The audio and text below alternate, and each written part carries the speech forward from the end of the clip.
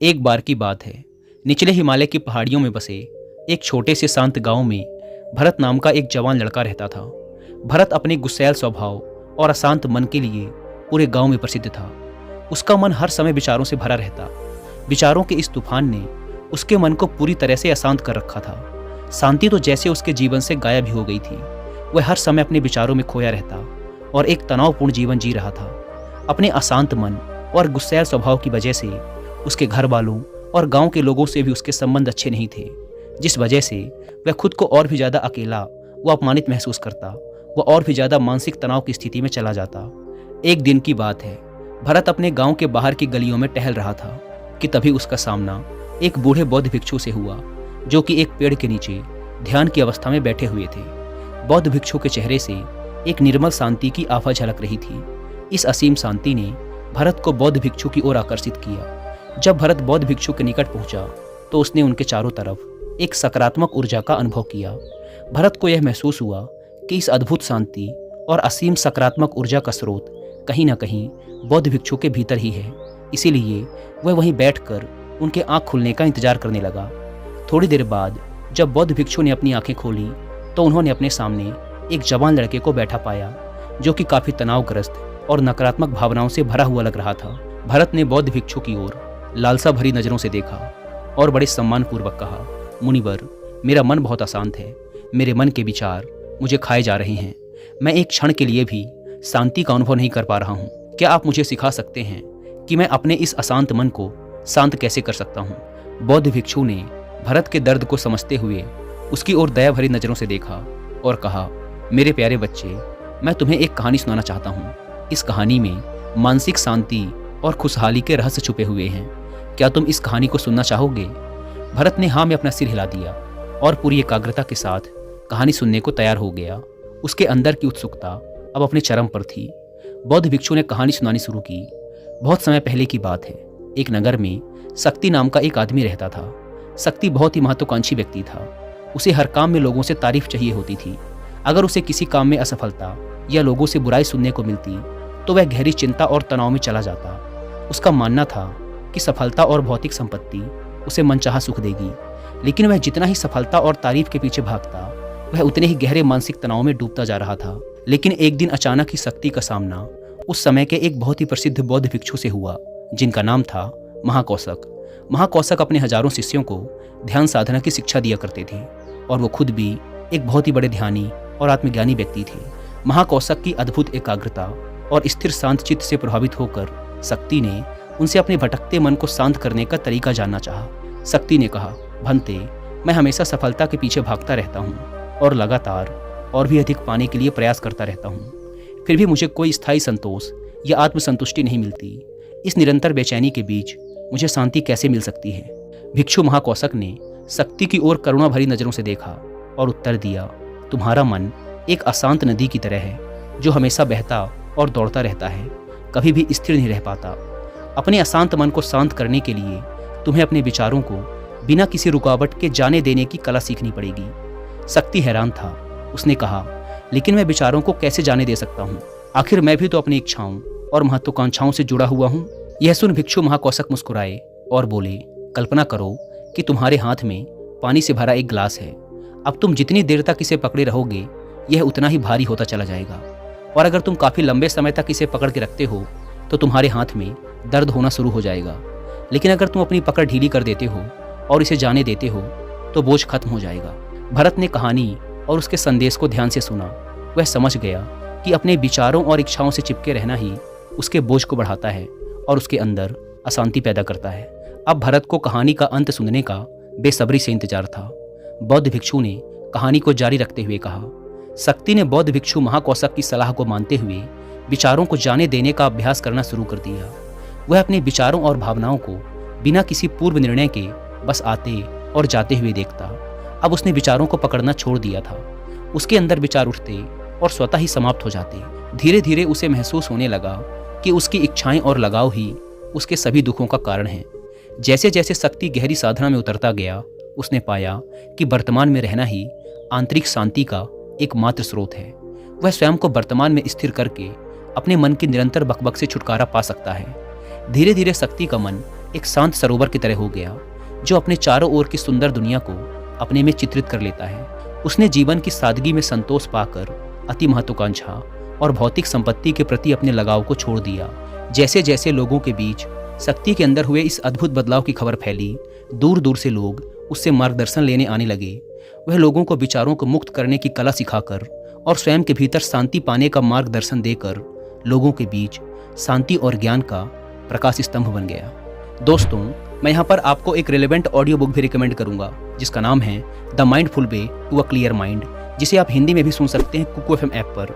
यह audio book हमें ज़िंदगी को माइंडफुल तरीके से जीना सिखाती है और साथ ही ये भी बताती है कि हमारा माइंड कैसे काम करता है और हम कैसे खुद को बेवजह की चिंता, डर और तनाव से बाहर रखकर एक हैप्पी और फुलफिलिंग लाइफ जी सकते हैं। और जिन्हें कुकू एफएम के बारे में नहीं पता, यह इंडिया का सबसे बड़ा ऑडियो शो प्लेटफॉर्म है जहां पर 2.5 मिलियन से भी ज़्यादा एक्टिव पेड सब्सक्राइबर्स हैं जो कि हर दिन 1.5 लाख घंटे से भी ज़्यादा का कंटेंट कुकू एफएम पर सुनते हैं।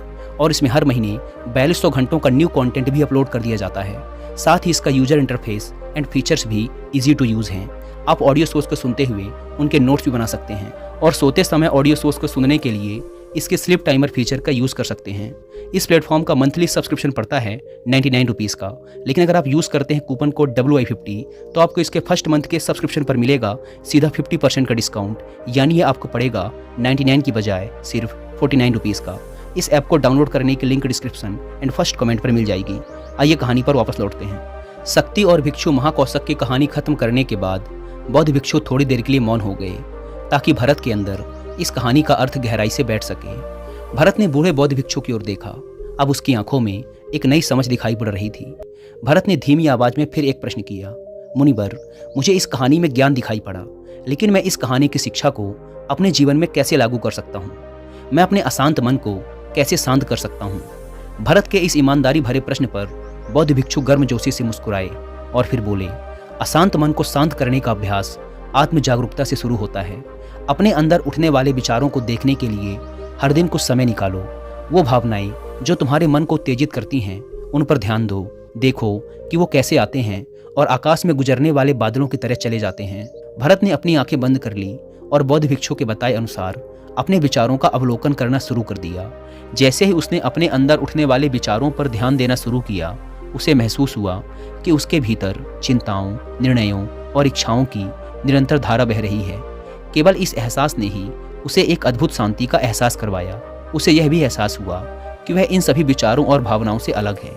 बौद्ध भिक्षु ने आगे कहा, जैसे शक्ति ने खुद को हर तरह के लगाव और आसक्ति से अलग कर दिया था, उसी तरह से तुम भी अपने मन को परेशान करने वाले विचारों और भावनाओं को खुद से मुक्त करने का अभ्यास विकसित कर सकते हो। जैसे ही विचार उठें, उन्हें बिना किसी पूर्व निर्णय के स्वीकार करो और फिर धीरे धीरे उन्हें जाने दो और वर्तमान क्षण पर अपना ध्यान केंद्रित करो।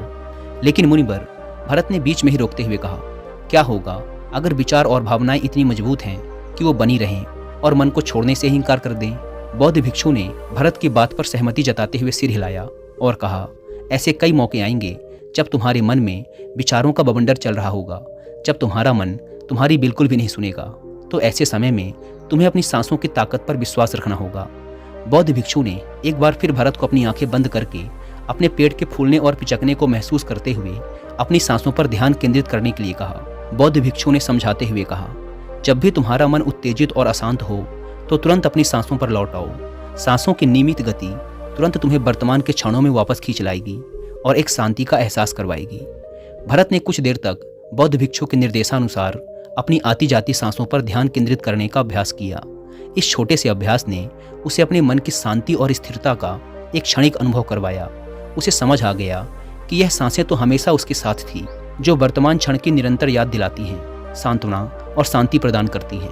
भरत की इस प्रगति को देख बौद्ध भिक्षु मंद मंद मुस्कुराए और बोले, मेरे प्यारे भरत, अशांत मन को शांत करना एक ऐसा अभ्यास है जिसके लिए धैर्य और मजबूत इच्छा शक्ति की जरूरत होती है। जैसे निरंतर व्यायाम से मांसपेशियां मजबूत होती हैं, वैसे ही नियमित अभ्यास से मन भी शांत होता है। भरत ने स्वीकृति में अपना सिर हिलाया और इस अनमोल मार्गदर्शन के लिए बौद्ध भिक्षु का धन्यवाद करते हुए उन्हें यह वचन दिया कि मैं आज से ही अपने मन को शांत करने, आसक्तियों को छोड़ने और अपने भीतर शांति पाने की इस यात्रा पर निकल पड़ूंगा। बौद्ध भिक्षु ने भरत के कंधे पर हाथ रखा और कहा, मुझे तुम्हारी काबिलियत पर पूरा भरोसा है। कि तुम बहुत ही जल्द अपने मन की शांति को खोज लोगे। लेकिन याद रहे, यह रास्ता इतना आसान नहीं होगा, लेकिन अगर तुम दृढ़ इच्छा शक्ति और खुले दिल से प्रयास करोगे तो तुम जरूर उस शांति को खोज लोगे जो तुम्हारे भीतर है। उस दिन से भरत ने अपने अशांत मन को शांत करने के अभ्यास के लिए खुद को प्रतिबद्ध किया और हर दिन ध्यान करने के लिए एक अलग समय निर्धारित किया। उसने अपने मन में उठने वाले विचारों को बिना किसी रोक टोक के जाने दिया और अपनी श्वास के माध्यम से खुद को वर्तमान में रखने का प्रयास किया। धैर्यपूर्वक अभ्यास करते हुए समय के साथ भरत ने खुद के अंदर गहन परिवर्तन का अनुभव किया। जैसे जैसे साल बीतते गए, भरत को गांव में शांति और ज्ञान के स्रोत के रूप में जाना जाने लगा। गांव के लोग अपने अशांत मन को शांत करने के लिए भरत के पास मार्गदर्शन लेने आते। भरत ने जीवन की भागदौड़ के बीच दूसरों को आंतरिक शांति पाने में मदद करते हुए बौद्ध भिक्षुओं की शिक्षाओं और आत्म जागरूकता की शक्ति को साझा किया। इसके साथ ही उसने लोगों को अपने विचारों को मुक्त करने और श्वास पर ध्यान केंद्रित करने की कला सिखाई। इस तरह वह गांव काफी फला फूला। वहां के निवासियों ने एक स्थिर और शांत मन के अमूल्य उपहार की खोज की। बौद्ध भिक्षुओं की शिक्षाओं और भरत के द्वारा कराए जा रहे अभ्यास के माध्यम से विचारों को जाने देने और वर्तमान में रहने की कला दूर दूर तक फैल गई, जिसने कई लोगों के जीवन को बदल कर रख दिया। जैसे जैसे और समय बीता, अशांत मन को शांत करने की भरत की यात्रा का एक जोरदार प्रभाव उसके गांव की सीमाओं के बाहर भी फैला। पड़ोस के गांवों और शहरों के लोग जब भरत के इस जादुई बदलाव की कहानी सुनते तो वह उससे सलाह लेने उसके पास चले आते। भरत उन लोगों के लिए आशा की किरण बन चुका था जो अपने मन के बोझ तले खुद को दबा हुआ महसूस कर रहे थे। भरत की शिक्षाएं सिर्फ सामूहिक प्रवचनों और ध्यान सत्रों तक ही सीमित नहीं थी, बल्कि वह रोजमर्रा के कामों को जागरूकता के साथ करने पर ज़्यादा जोर देते थे। वह लोगों को याद दिलाते थे कि अपने विचारों और भावनाओं के प्रति जागरूक बनो। तुम दिन भर क्या बोलते हो, आसपास घटने वाली घटनाओं पर कैसी प्रतिक्रिया देते हो, इस पर ध्यान दो। हर एक काम को पूरी जागरूकता के साथ करो। जब भोजन करो तो हर एक निवाले के स्वाद का आनंद लो। जब सूरज की रोशनी में खड़े हो तो उसके किरणों की गर्मी को महसूस करो। लोगों की बातों को पूरे ध्यानपूर्वक सुनो और समझो। ये सभी छोटे छोटे बदलावों ने लोगों के जीवन में चमत्कारिक परिवर्तन ला दिए। भरत की शिक्षाओं से लोगों ने जाना कि जीवन का आनंद और खुशी तो वर्तमान के पलों को जीने में है। दोस्तों, इसी के साथ यह कहानी खत्म होती है। उम्मीद करता हूँ कि आपको इस वीडियो से काफ़ी कुछ सीखने को मिला होगा। और अंत में एक बार फिर याद दिला दूँ कि कुकू FM पर the mindful way to a clear mind book की हिंदी ऑडियो बुक को सुनना ना भूलें। और मंथली सब्सक्रिप्शन पर 50% डिस्काउंट के लिए आप WI50 कूपन कोड का इस्तेमाल भी कर सकते हैं। धन्यवाद।